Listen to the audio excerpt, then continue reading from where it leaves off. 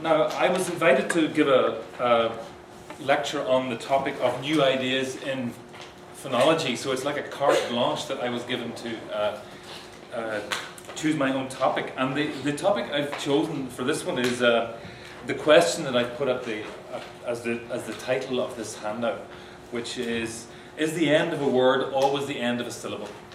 Right, so if you take a word like course and you get to the end of that word and there's a s, does that automatically mean that you've reached the end of a syllable?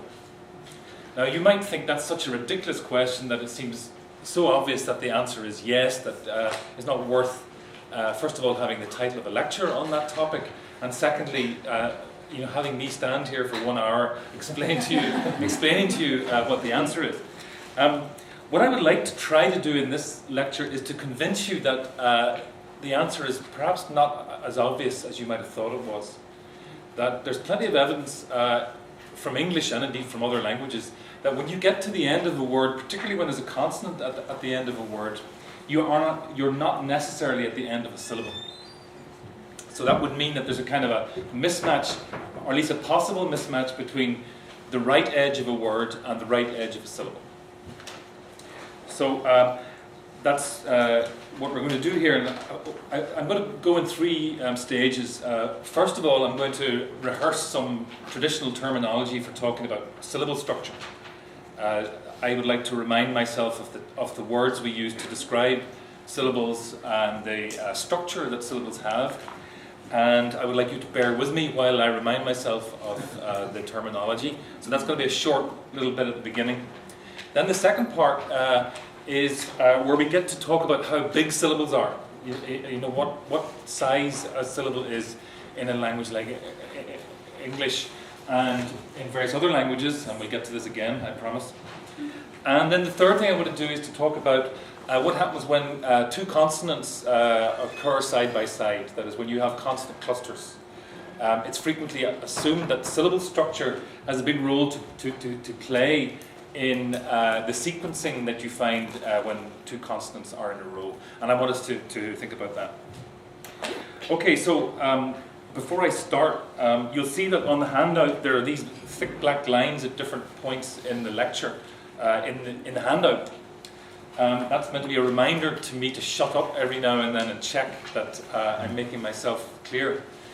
So this would be a good time for me to stop now and ask whether I'm either speaking too fast, or if I'm speaking funny, there's probably not much I can do about that. But, am I speaking loud enough for people at the back, for example? Yes. Good. Thanks.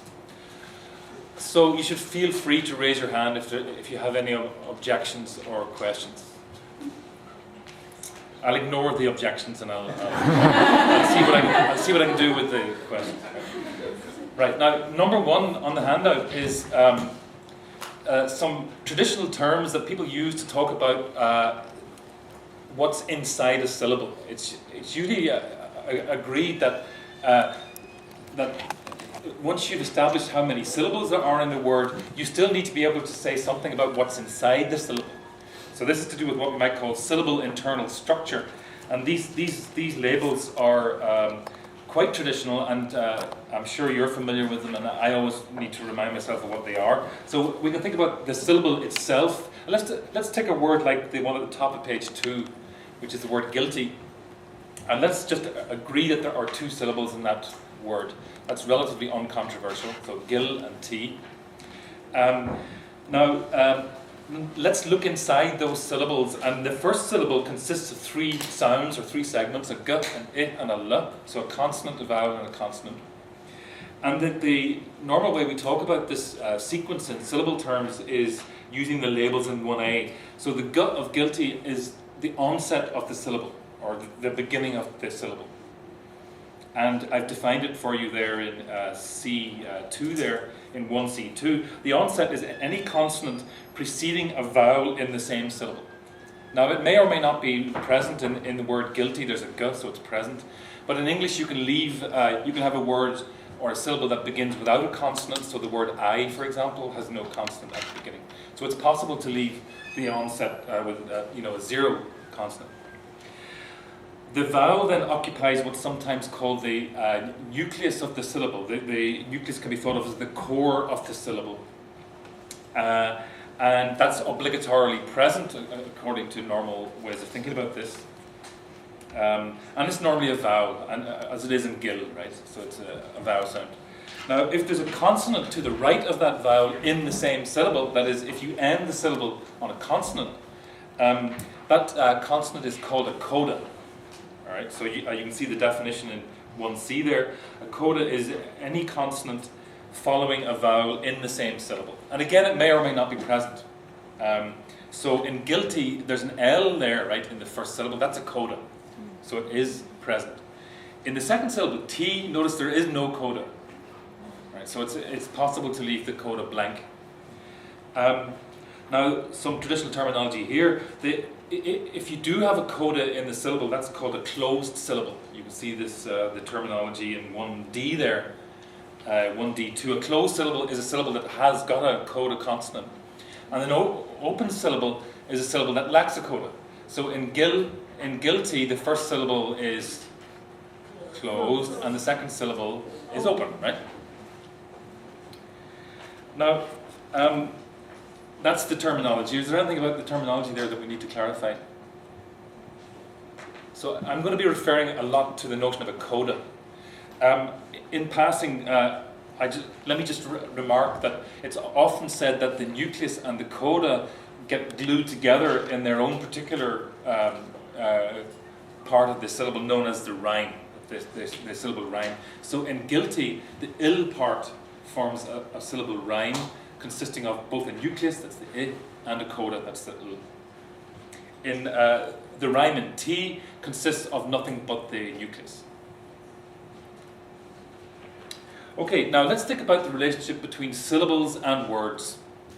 And in 2, I've given you a very traditional set of assumptions that are made in most standard textbooks on languages, including English. If you look at the section or the chapter on syllable structure in English, you'll find that 2A is certainly implicit in what people normally think of when they think about the relationship between syllables and words, even though it's not always made explicit. So it's the standard assumption in 2A, word edges are also syllable edges. That means, for example, in 2B, that any consonant at the beginning of a word is also at the beginning of a syllable. So the left edge of the word is the left edge of a syllable. And by the same token, if you have a consonant at the right edge, at the end of the word, that's also at the end of a syllable. So you can see the basic idea is that you get a nice justification, to use the typing parlance, of syllables and words, both at the left edge and the right edge. You know, if you're familiar with word processing terminology, you would say that syllables and words are both left and right justified. Okay.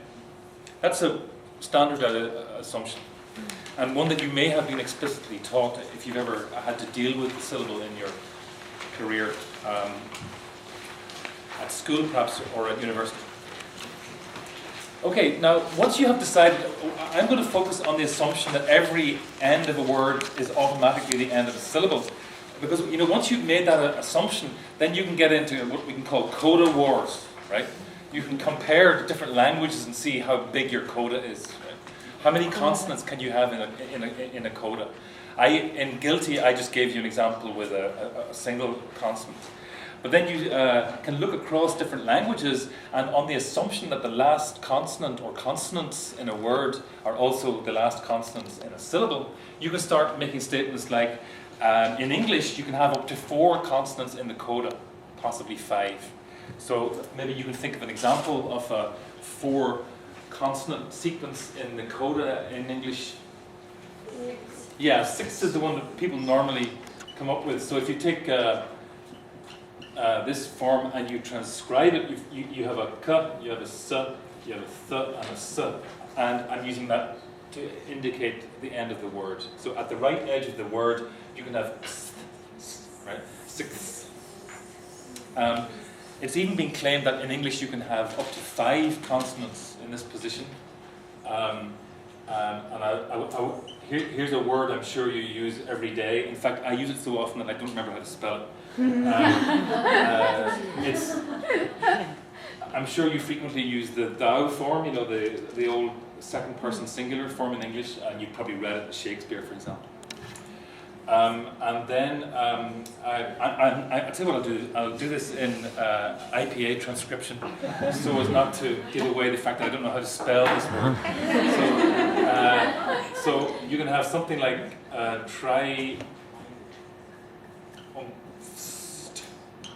right? Thou triumphst. Okay, there's 1, 2, 3, 4, 5 consonants, and since that's a word I'm sure you use on a daily basis, you'll be familiar with the fact that well, you probably know that's the only word that has ever been claimed to have 5 consonants at the end of a word in English, which is why I put this on the board. Now, if you speak this language, don't answer the following question. Right? Does anyone know what language that is? It's Polish. Yes, good, well spotted. What's your first language? Okay.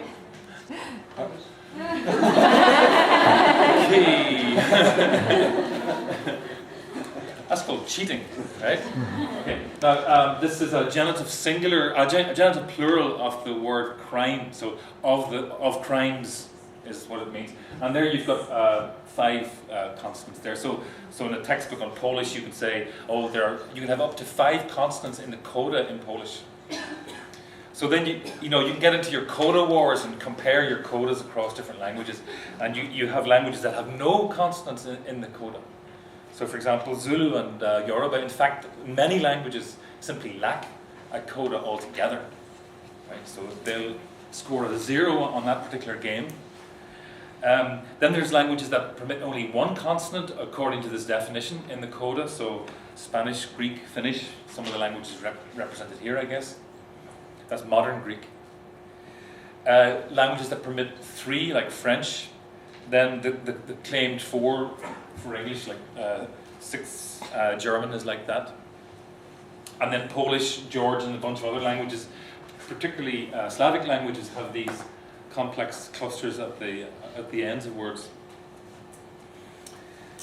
Okay, now there are already some complications here that actually should begin to make us feel slightly uneasy about this kind of Coda Wars thing, because it turns out that there are a lot of languages that seem to allow word internal codas. That is, you're allowed to have a coda in the middle of a word, like the L of guilty, but you're not allowed to have a coda at the end of the word. And there must be at least some Italian speakers here in the audience. Italian is one of those languages, right? So you can end a syllable with a consonant word internally in Italian, but not. But you can't end a word with a consonant. So think of your favorite Italian words, and they'll all end in a vowel. So pasta is a good word.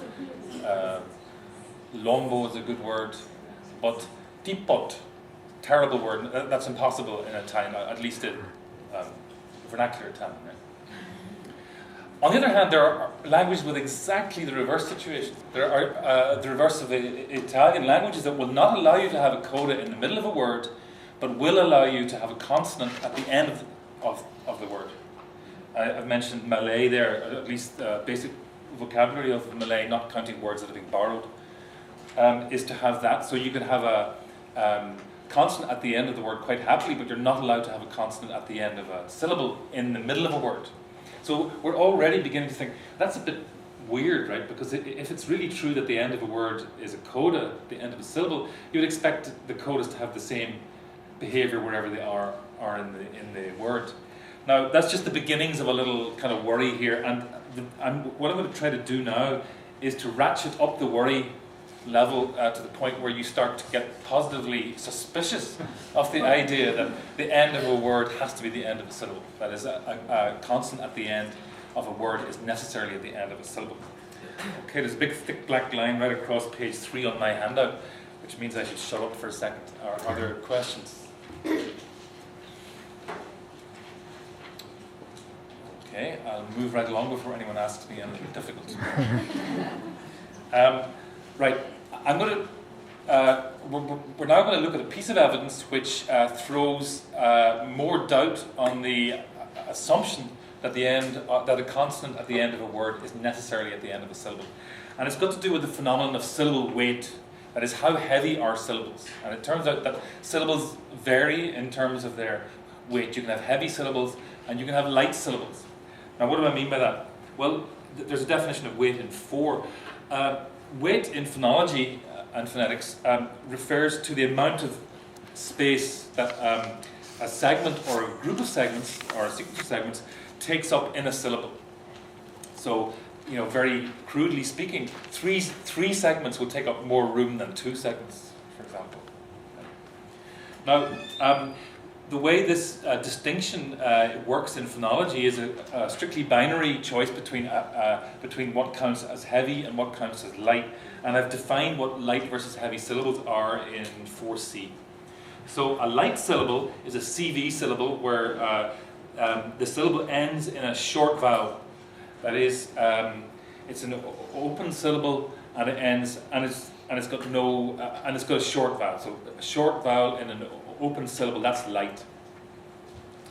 There's only Compare that with heavy syllables, CVV and CVC. By CVV, I mean an open syllable containing a long vowel, whether that's a diphthong or a monophthong is irrelevant. So an open syllable, but with a long vowel this time. Or a closed syllable is a syllable with a short vowel followed by a coda consonant. So notice what we're doing here is that if there's only a V towards the right part of the syllable, it's light. If there's either VV or VC, it counts as heavy. Now, you'll notice that you can disregard the preceding consonant. The onset consonant plays no role in calculating syllable weight. It's just the V part and whatever follows. Now, we have a name for that part of the syllable based on what I said right at the beginning. That's the syllable rhyme. So that's why we have the distinction between onsets and rhymes. It's only the rhyme that counts for weight. So now let me redefine what we mean by weight. A light syllable is a rhyme consisting only of a short nucleus. And a heavy rhyme, or a heavy syllable, is a syllable containing a rhyme that consists of a nucleus plus a coda, or a long nucleus. All right, now let's give you some real examples from English directly, and then I'll check if the terminology is clear. And what I'm going to do now is get you to think about the relationship between syllable weight and the location of stress within a word. Because it turns out in many languages, where the stress falls in a word is sensitive to whether there are heavy syllables in the word, and if there are heavy syllables, where they are in the word. There's a natural affinity, a natural connection between heavy syllables and stress. Now in English, the way this works out is that if there's a heavy syllable, it always must have a stress. So whenever you find a syllable in a word in English that is heavy, you can guarantee that it's got sorry, let me do that again. If the syllable has got stress, no, I'm going to do that again. If the syllable is heavy, then it'll have to have a stress. Whether it's the primary stress or the main stress or the secondary stress is irrelevant. It'll have to have some kind of stress. Now, a light syllable, on the other hand, may have stress, but only if there's no heavy syllable next to it. So what that means, if there's a heavy syllable and a light syllable up against each other, the heavy one's going to grab the stress. Right? So there's competition between syllables of different weights, and the heavy guy always wins when it comes to attracting stress, just like in real life. Right. So let's look at some examples now. You probably know better than I do that the word stress in English is a mess, and it's not like Polish, for example, where you can predict exactly where the primary word stress has to be, or like French, where you can always tell where it is, or in languages like Italian or Spanish, where most of the time you know where it's going to be. It seems to be all over the place in English, but in fact there are sub-regularities, and maybe you were taught some of them. And what I want to do in 6 is to examine a sub-regularity involving stress in nouns in English.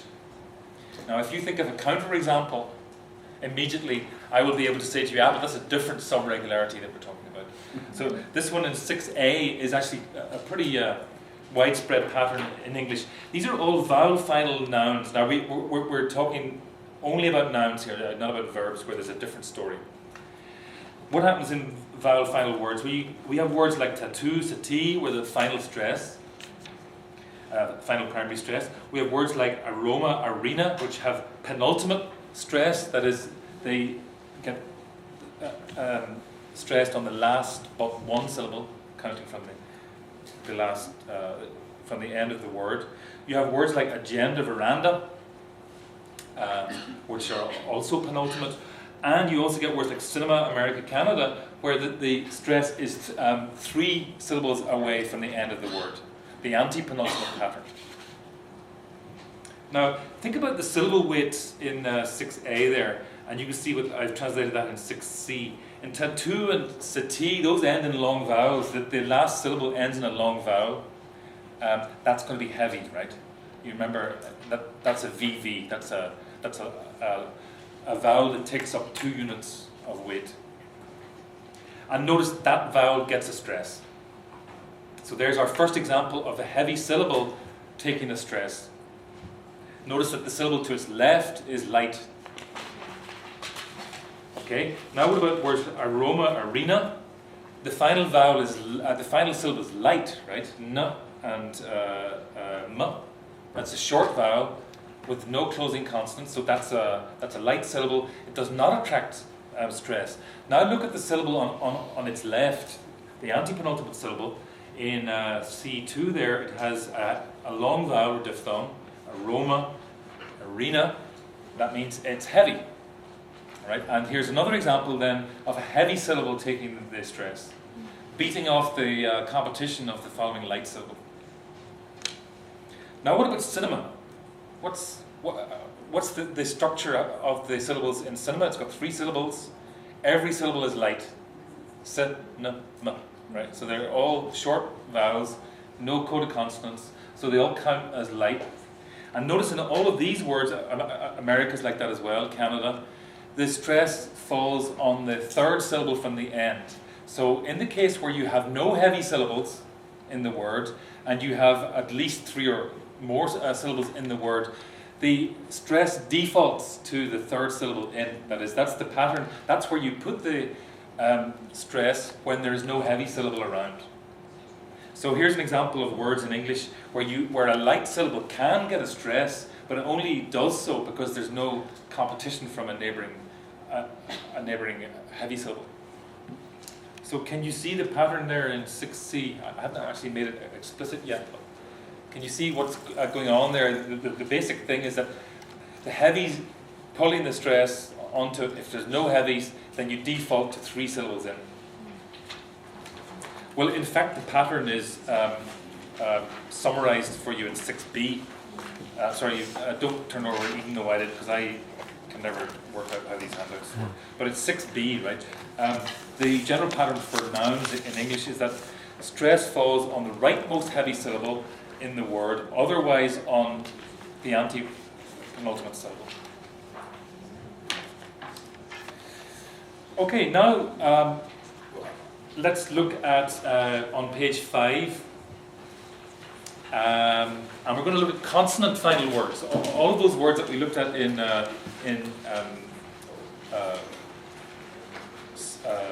6 over the page, and in 6a, end in vowels. Now look what happens when the word ends in a consonant. So you can see this in balloon domain. There's the first line. That's the final stress, right?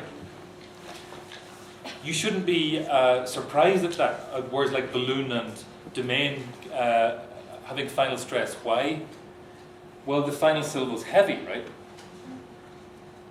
Horizon museum. Well, that's a little weird, right? I mean, the stress certainly falls on a heavy syllable, rai or z. But what about that last syllable? That's a V it looks like it's a V followed by a C, right? Well, that should be heavy. But apparently it's not counting as heavy. Now let's press on. So that's a little kind of worrying, right? So let's press on. Maybe my analysis is wrong here. D3, amalgam, utensil. Well, that's really similar to what's going on in 2. The stress does fall on the heavy syllable, right? Mal and 10. But there's this syllable to the right which also looks heavy because it's got a vowel followed by a consonant. Finally, look at the words in D4, analysis and regimen. What do you notice about these words? Well, the stress falls on a light syllable. That's na and re. So that's kind of like what we saw with Canada Cinema. But notice the last bit of the word looks like it's got a heavy syllable, and yet that final syllable doesn't attract the stress. So it's behaving as though it's not heavy. Now, this is not a weird thing about these words. This is a general property of English and, in fact, other languages with a relationship between weight and stress. And it's this, what I've spelled out in 6e. For the purposes of calculating syllable weight, the last consonant in a word doesn't count. So before you start working out the weight of a syllable and its role in determining where the stress goes, the first thing you do is cut off the final consonant in the word. Now it's got a fancy name in phonology. You know, phonologists don't like leaving observations unnamed, and the word is called. The word is given you there in E6E. It's extrametricality. If you never want to hear that word again in your lives, that's fine. You can forget it. That's why I put it in brackets. But the main thing is to get the pattern. The consonant at the end of the word lies outside the rhythmic structure or the stress structure of the word. Right, now if you look again at those words in D and now look at them in F, if we write this little bracket around the last consonant in a word to show that it's not part of the weight calculation, we have a word like balloon, domain, and notice that's okay because although you've chopped off the final consonant, the preceding vowel is still long or diphthong, and therefore it's going to make that syllable heavy, so you'll get final stress. Horizon, museum, okay, the final syllable z and are both light, so they don't get the stress once you've chopped off the final consonant. That's a light syllable. So the preceding syllable, which is heavy, gets the stress. Similarly with the penultimate heavy closed pattern in an amalgam, it's more or less the same as amalga. You know, it's as though the M wasn't there. So amalgam is pretty much like the examples back over the page on like agenda, veranda. The final consonant may as well not be there. And similarly with analysis and regimen, once you shave off the last consonant, there's nothing but light syllables in the word, and therefore you default to the third syllable in. Okay, let's just, before I ask whether this is clear, let's just review what we've seen, and the review is in 7 there.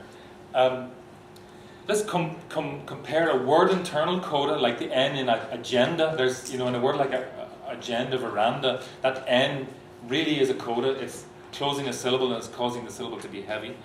Compare it with a consonant at the end of a word in a form like analysis or regimen, and you will see that it's only the internal coda consonant that lends weight to a syllable, whereas a word final consonant does not lend weight to the preceding syllable. Now what that means is the conclusion in 7c. For weight purposes at least, a word final consonant does not act like a coda. Or to put it differently, from the point of view of weight, a word final, a consonant at the end of a word is not at the end of a syllable. So that's our first piece of evidence. There's more evidence in the rest of this handout on page 6, which I won't have time to go through. Maybe you'll have time to look at it later. But one of the things that I do in the next bit is to show how you get exactly the same effect with verbs in English. The tendency for stress in verbs is to fall nearer to the right edge of the word than in nouns, but you have the same fact, namely that in order to calculate where the stress goes, the first thing you do is to cut the final consonant off. Yeah, there was a question there. I have a question. If you cut off this final consonant, does it mean that you have one more syllable? Now you're jumping ahead to the end of the handout. You're about 5 pages in front of me. That's so impressive. Can I put an IOU on the board, which I will try to cash in before which you can cash in before the end of the lecture. So if it gets to 10 to 4 and I haven't answered your question, you have a right to raise your hand again, and I'll ignore you. Thanks. Okay, I'm going to skip ahead now to page 7, but are there questions about the facts here or about the terminology or the analysis? Yeah. No, in fact, this turns out to be pretty much universal. So this, I had to keep reminding myself to insert the word English here. When I give an equivalent lecture to a first-year phonology class at University College, we would look at different languages. And in fact, it's the same thing. Right?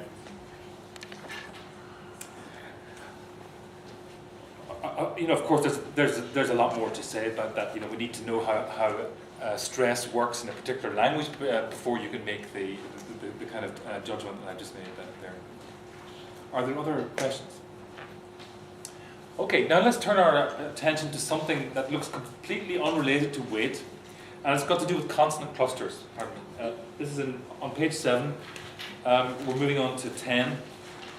You remember what a consonant cluster is? That's just a group of consonants side by side. And for our purposes, we're only going to focus on 2 consonant clusters. We'll keep things as simple as possible.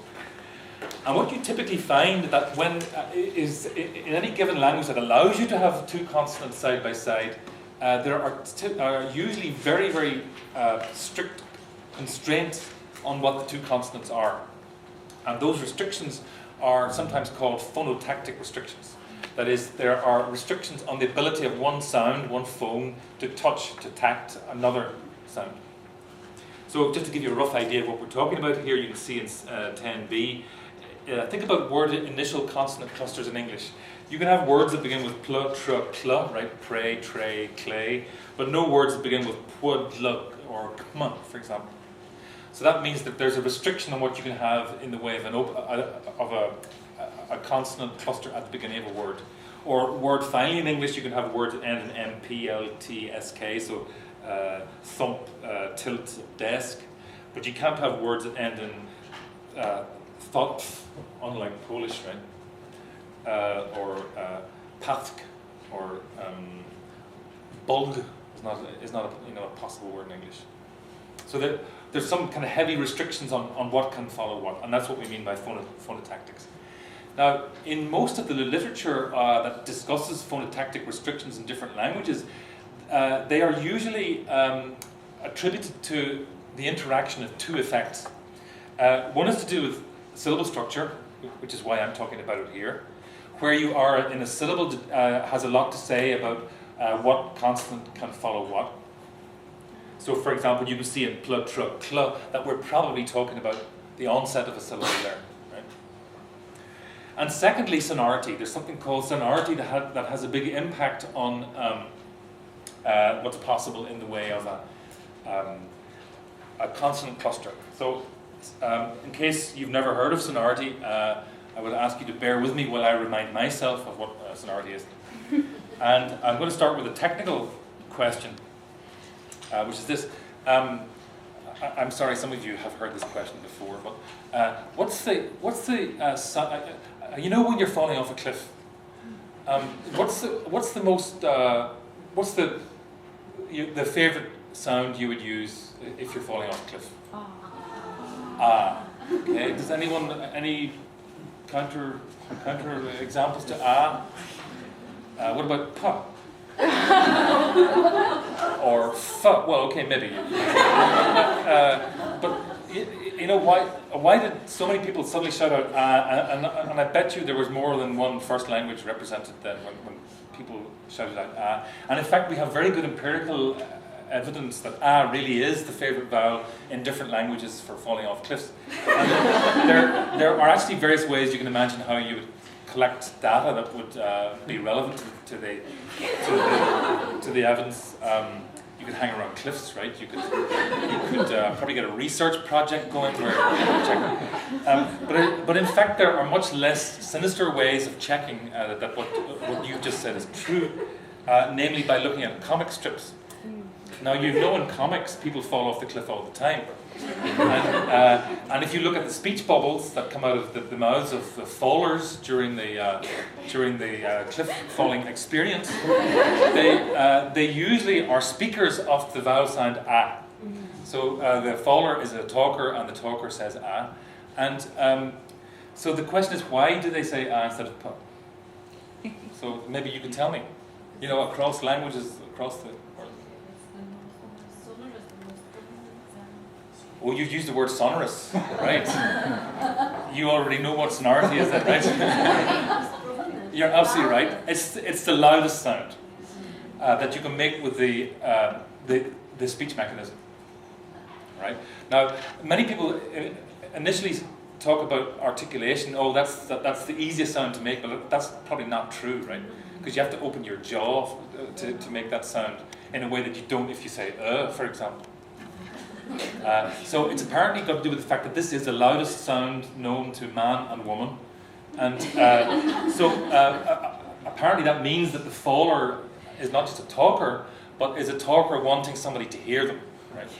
So probably an attention seeker as well as a faller. All right, now you can actually array sounds on a hierarchy from loudest to quietest, and the reason I chose p as a ridiculous sound to make is that it is one of the quietest sounds known to man and woman, and it's the one that if you think about it during the hold phase, you remember hold phase for a plosive, when you hold, there's complete closure at the lips, how much energy is there resulting during that hold phase? Zero, right? There's silence. So it's the quietest. So plosives are the quietest sound. Ah is the loudest, and you can array sound in between. And I've done that on in the middle of page 8. So plosives, if you think of that as a kind of a volume dial, you go from the quietest, and as you crank the volume up, it goes through fricatives, nasals, liquids, glides, and low vowels at the top. So ah is a low vowel, so that's the loudest sound. Now, why am I going on about cliffs and sonority? Sonority is the name that we give to the relative loudness of a sound. I've given you a more technical definition in 11b, but you can check that later. I mean, more technical than the cliff falling. Now, the reason I'm talking about this now is that it is alleged that the sonority hierarchy plays a big role in the way syllable structure works. And in particular, there's a principle that's widely referred to, the one in 11d, called the sonority sequencing principle. And what this says is that a good syllable consists of a peak of sonority in the middle, that's where the nucleus is, and it tails off in sonority as you go further away from the nucleus. That's both to the left and the right. So if you have a word like print, for example, under a standard assumption that is one syllable, then you can see you start off low sonority, you gradually build up through the r up to I, and then you start tail off again to the n, and then back down to low sonority. Now that is widely regarded as a good kind of profile for a syllable. Now one of the things that, if we now go back to those examples that I gave you at the beginnings of words in English, you can now generalize about what's possible at the beginning of a word in English in the way of two constant clusters. So look at 12a there. Play, tray, grey, fry, 12, Q. What you notice about all of those two constant clusters is that they all involve a rise in sonority as you go up to the vowel. So that's good from the sonority sequencing point of view. The ones that are bad that I gave you, some of the ones I could give you that are bad, for example, like sk is a really bad onset in English because you're going from a high sonority down to a low sonority sound. So that seems to be regulating what you do at the beginnings of syllables. Now what about at the ends of syllables? Well, certainly at the ends of words at the top of page 9, you can see what's good there, and words like built, bend, post, act. There's in those examples, notice that the sonority is tailing off again. Now I would like you to reconsider the idea that any consonant at the end of a word is automatically the end of a syllable. What that will mean is that in a language like English, you should expect, given the sonority sequencing principle, first of all that they should typically tail off like that. Now that's not always the case. In fact, there are words like sixths where you can see there's a whole lot of stuff going on there, right? You're going from the vowel there, you're going down to k, you're back up to the s. The th is sort of the same as this. So you're actually going down and back up again, which makes this look like a kind of either a weird syllable or there's something else going on. Right, so this contravenes the otherwise general pattern that you tail off when you get to the end of a syllable. All right, now let's re-examine the notion that in English you can have up to 4 consonants, possibly 5 in a coda. This is in 13. There's a couple of predictions you will make, and I've spelled them out in 13c here. If you can have complex clusters like the 4 guy here, and it's a definition of a coda that you can have up to 4, you expect also to get 4 consonant codas in the middle of the words, right? You know, if a coda occurs not just at the end of a word, but also in the middle of a word, and if you claim that codas can have up to 4 consonants, then you expect to get 4 consonant clusters word medially in codas in English. So you expect 4 there and 4 here. Moreover, you expect the phonotactic restrictions to be the same in the 2 positions. Right? So you see, that's actually a rather separate point. That you really expect the same sonority profile word internally as you get word finally, if they really are the coda in both positions. Now there's a bit of a problem with those 2 assumptions. And the problem is this, it's in 13e. It turns out the predictions are absolutely wrong. 13d, that is a kind of a problem, right, for the... it turns out to be doubly wrong, that the number of consonants you can get at the end of a word in English is much, much bigger than the number of consonants that you can get word internally.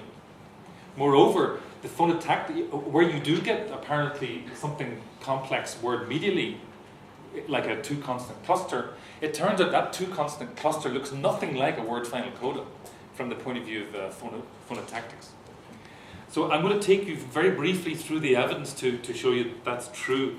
And we may just have time to look at the number comparison, the number of consonants at the end of a word versus the number of consonants in the middle of a word. And the first thing I want you to do, this is on page 10, is to chop off suffixation. 6, immediately you can tell that's kind of weird, right? Because it's got a bunch of suffixes in it, right? It's actually 6 plus th. Oh, I'm mixing my transcriptions, which means I would almost certainly fail the IPA exam. So let me just redo this. So you have 6, right?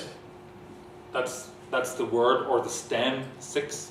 Then you add th to tell you that it's an inflected form of that word, and then you add another suffix to tell you that it's a plural of that. Now, it turns out that all the super long clusters in English that you get at the right edge of a word, the ones of certainly 3 and 4, all involve this kind of structure. They all involve suffixes. Now, the question at this point is, well, do the phonotactic restrictions of the language, which are part of the phonology, you remember, do they have any say in what can occur here and here? And the answer is no. How did these guys get here? It was the lexicon and the grammar that put them there. The grammar said you've got to have a plural here. You've got to have whatever you call the th suffix there, and the 12th, the what we call ordinals, right? That wasn't the phonology that decided. It was the meaning that decided what was to go in here. The meaning and the grammar. So in other words, the phonology has no say whatsoever in what you stack up at the right edge of a word in English. There are no phonotactic restrictions on these clusters. So if we're trying to find out what the patterns, the phonological patterns are, the first thing we do is have to disregard these kind of things. Now once you do that, the number of consonants at the end of a word in English shrinks dramatically. And in fact, what I've done here in the top of page 11 is to see what happens when you start doing that. Let's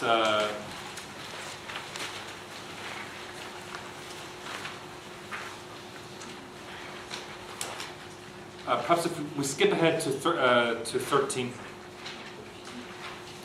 to page 13. Sorry, skip ahead to page 13, and focus on the words in C in the middle of the page there. This is on page 13. If you look at C there, and just look at the word final examples I've given you in the middle of the page there. So, apt, sect, right? There are two consonants there, and notice there's no suffix. Or on the right there, you've got damp, flint, rink, gilt, scalp. There are two consonants there, and again there are no suffixes. Or down at the bottom there, mist, raft, wisp, brisk. There's two there. Man's golf. There are two there. Now, in fact, it turns out that the vast majority of the single words in English, leaving aside suffixes, have two as a maximum. Now that's radically different from saying that the language has got 4 or 5 in the coda, right? There are 5 at the end of a word if you can get enough suffixes onto the word. But if you only look at the phonologically regulated part of the word, the part of the word which is not influenced by suffixation, then the number of consonants at the end of the word shrinks quite dramatically. So that would be a big disappointment, right? If you believe that, in your Coda Wars you were saying in my language we got 5 consonants in the coda, and then somebody says, yeah, but you got suffixes, right? And you say, well, yeah, we got suffixes, but no. If you leave out the suffixes and play a fair game, then you've got to say that you only got 2 consonants in English.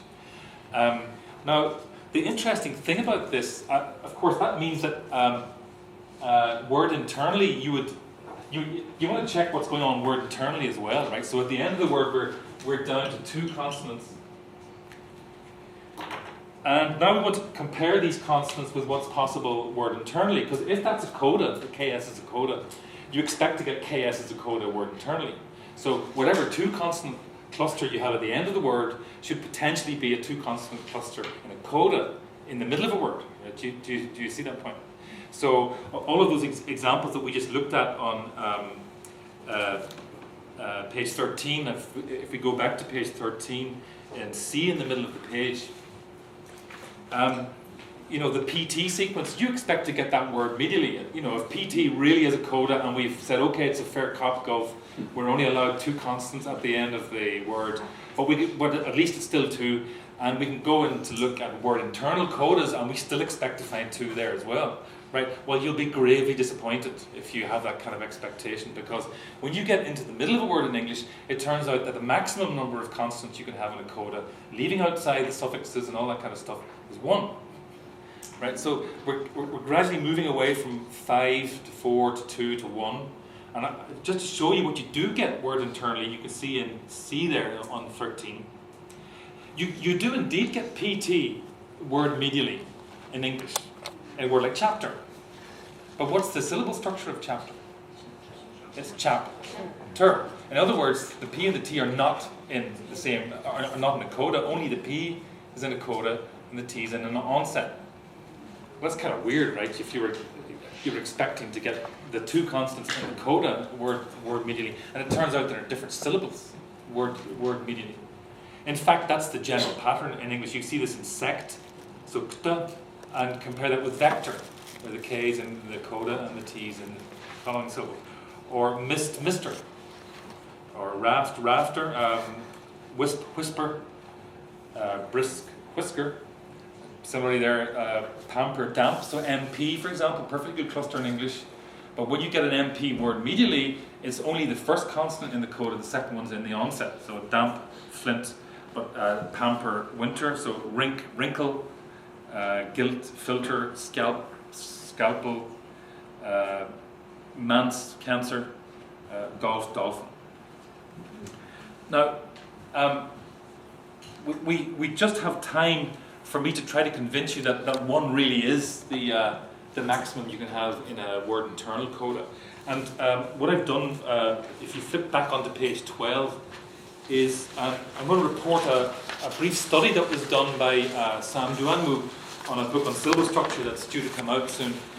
What he did was to search an electronic dictionary of English that had syllable structure marked in it. And what he did was to go into the dictionary and look at how many words had what looked like complex codas word internally. So he was looking at examples of words where you would find in the middle of a word what looks like a vowel followed by more than one consonant with a coda. So I should say C1 plus. So anything that looks like it could have 2, 3, possibly even more consonants. What looks like a word internal coda. Because if there really are examples like that, that would contradict what I just said about the maximum number of consonants in an internal coda being 1. Okay, now here we go. What he did was he found in this dictionary 52,447 words, this is in 17C, that were marked in the dictionary as having an internal coda consisting of more than one consonant. So you might think, well, this guy at the front just said there's maximally one coda, and here we've got counterexamples in the form of 52,447 words, which apparently have more than one consonant in an internal coda. Now it turns out that the first thing you have to do is to remove 42,089 of those words because they're compound words. That is, they are made up of 2 words each.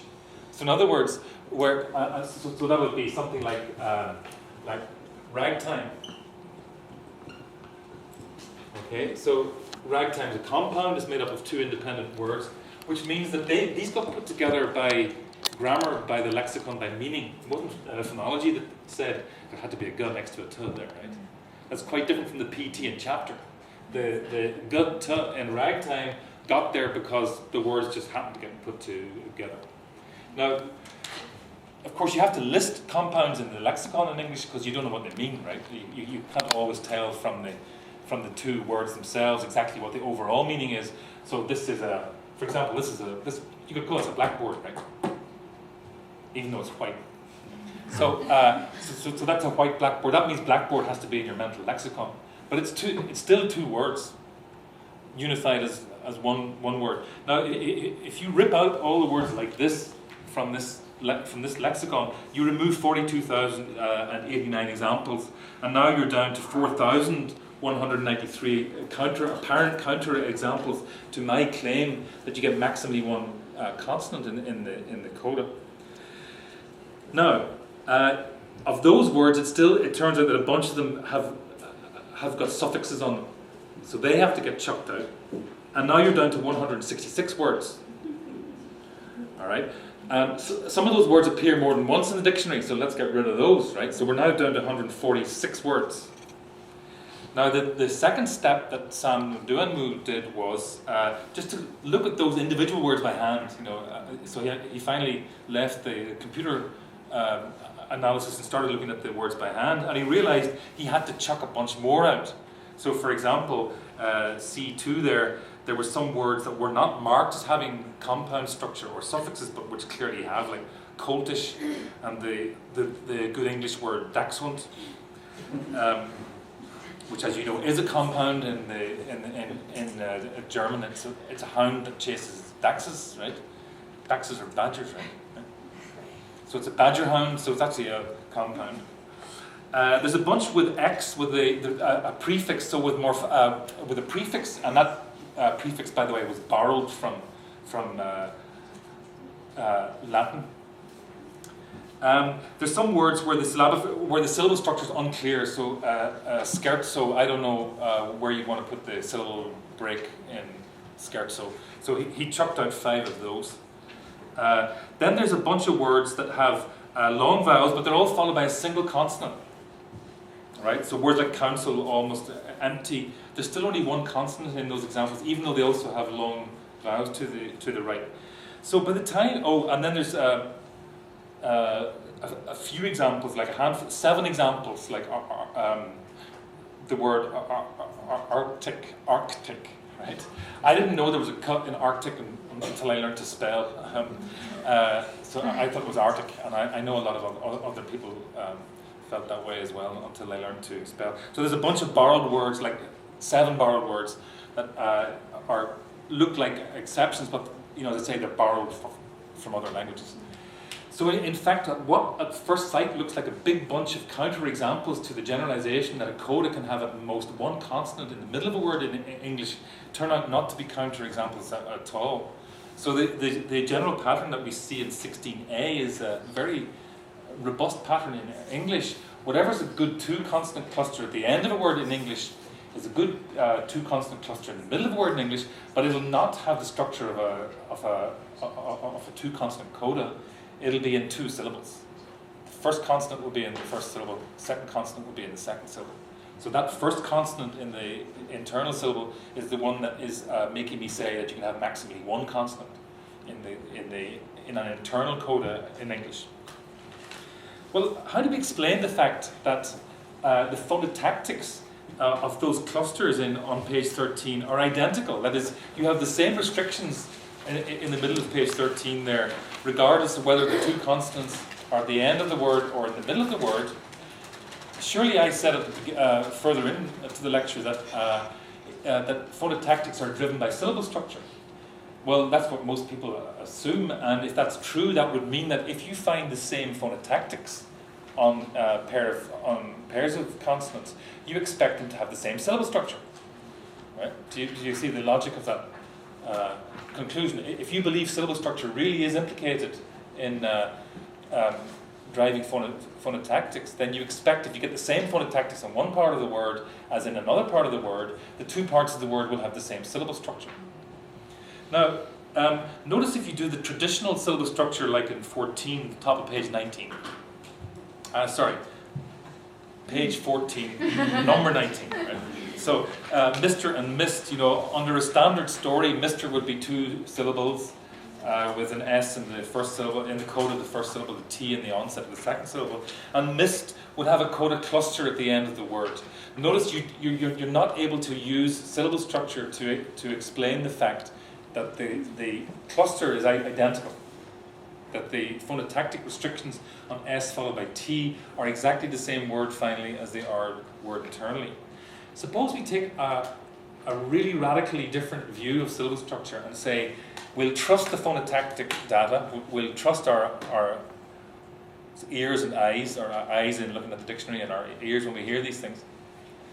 And we'll say, if you've got the same phonotactics, you've got the same syllable structure. What would you have to say then? Well, you have the structures in 20.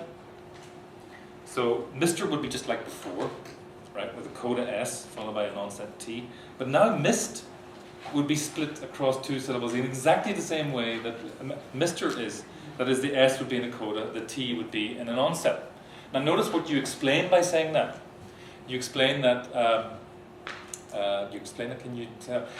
One of the things you explain is that you have exactly the same phonotactics in the 2 positions. But notice what you also manage to get is that 1 is the maximum in the English coda wherever it is. It's just 1 word medially and 2 at the end, it's 1 everywhere. Because whenever you hear a word, a 2-consonant cluster at the end of a word in English, the second consonant is not in the coda. Now you remember, that should ring a bell from earlier in the lecture. The final consonant does not belong in the preceding syllable. Where did you hear that before? Stress, right? Stress and weight. So in we've come around full circle, looking at just consonant clusters. We didn't talk about weight for the last half hour, right? Or at least I didn't. At least on purpose. And we've come to the same conclusion, namely that consonant clusters at the end of a word get split such that the final consonant doesn't count as being in the same syllable as the preceding consonant, just in the same way as the final consonant doesn't count in the same syllable for the purposes of weight. So the conclusion would be, this is at the very end of the handout,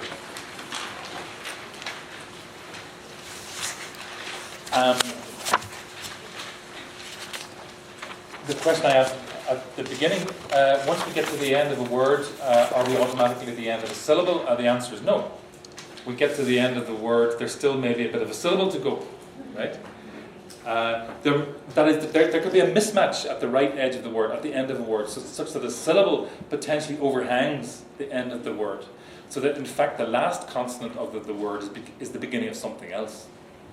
Now, of course, one of the big questions you'd want to ask at this point is that if it's at the beginning of something else, what the hell is it the beginning of? Right? But that will be another lecture, right? But I don't have to answer that here. What I've tried to do is to, well, we have the time, right? But what I was trying to do was to show you what the negative evidence is here. That's negative evidence against the claim that a word final consonant must be a coda. So for weight purposes, it doesn't count as a coda. For consonant clustering purposes, it doesn't count as a coda. And if anything, it counts as the onset of a syllable. So the very general point that we can make here is that syllable edges do not necessarily coincide with word edges, and vice versa. So thanks, that's the end of the lecture.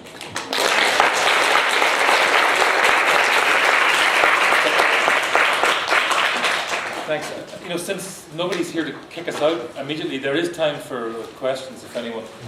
Did I cash in the IOU? I have a different question. Pardon? Oh, you have a different question. Yeah, sorry, would you mind keeping the... No, I think you have a great and privilege to say it. When you say that light syllable, then they have open syllable in the short vowel. And you say that it can be stressed and not stressed. Yeah. Could you give an example of this syllable when it is not stressed? Oh, yeah. A short vowel. Yeah, Canada. Okay, in Canada has got Oh, I'm sorry, when it is stressed. a light syllable that is stressed. Yeah, okay, in Canada there are 3 syllables, right? Don't you divide it into can, No. I know there's a dictionary out there that does, and there's a whole other lecture on why that's wrong. There is no evidence for it in English. The question is, do you not count the first syllable as can? And then you have ud. There's a dictionary like that, right? Which you probably own, namely the Longman's dictionary, the Longman's pronouncing